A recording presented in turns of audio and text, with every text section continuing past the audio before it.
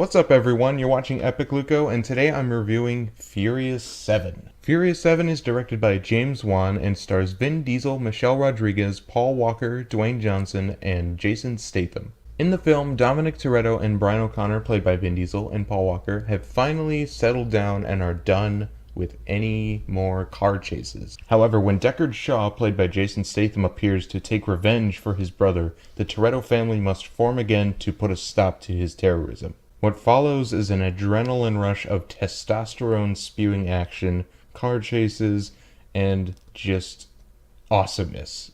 Now, before I review this movie, I will actually say I've never seen any of the Fast and Furious movies. That's why Furious 7 wasn't on my most anticipated movies list, because I didn't know really what to expect from it, because I've never seen any of the Fast and Furious movies. So I actually bought the whole collection on Blu-ray, which I don't have with me right now, but it's a tire.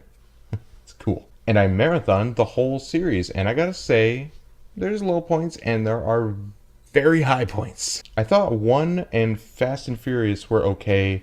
2 Fast, 2 Furious, and Tokyo Drift kind of bleh. I don't really like them that much.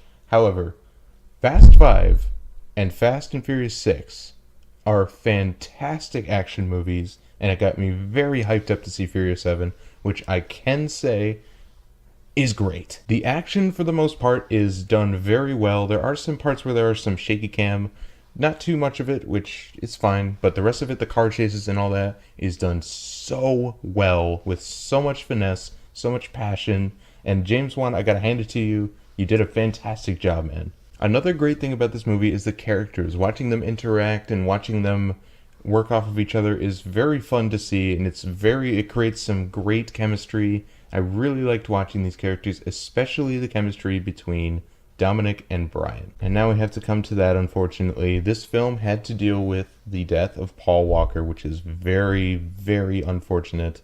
And up until the release of this film, I didn't even know who Paul Walker was. I really feel bad about that.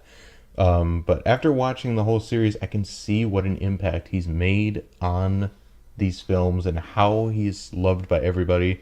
And it really does hurt to know that he's gone now, because the charisma he added to this character of Brian O'Connor was a very great character, and it is very unfortunate. And the send-off in this film for Paul Walker is done very well, and I will admit I actually did cry. It is very well put together. The song is very, very well done. I can't say anymore. Rest in peace. Rest in peace, Paul Walker. However, this does mean that in the film there are some parts of the story that don't really make sense, and I think this is because of the departure of Paul Walker. So I don't really want to say that I can give this film a bad rap for that, because it's not their fault. They can't control that. They had to work around it, and they did the best to their ability. However, the story doesn't feel as polished as it should be. There are a couple other things that I should touch on. The villain, played by Jason Statham, does feel like he isn't in the film enough, and he does just like pop up randomly throughout the story. It doesn't really make that much sense. Another character that isn't in the movie as much is Dwayne Johnson's character. He's barely in it. He added a lot to Fast 5 and Fast 6 that I really wanted to see him more. He does have a couple scenes of awesomeness, I will say that. But he's not in it enough. That kind of bummed me out. However, in the end, Furious 7 does work as a great sequel to Fast and Furious 6, which in my opinion was the best one. I think it has great action for the most part. I think it has great characters. The send-off for Paul Walker is done very well. The production did hurt a little bit after that, but unfortunately, they did have to deal with that. And I do give them credit for doing the best to their ability. There are a couple other problems here and there, and that does add a little bit too much to that. So I am going to give Furious 7 a B+. Guys, if you like the other Fast and Furious movies, you're gonna love this one. It is very well done. It's more of the same, but it does a very good job at what it needs to do, and that's entertain you. It does a fantastic job at that.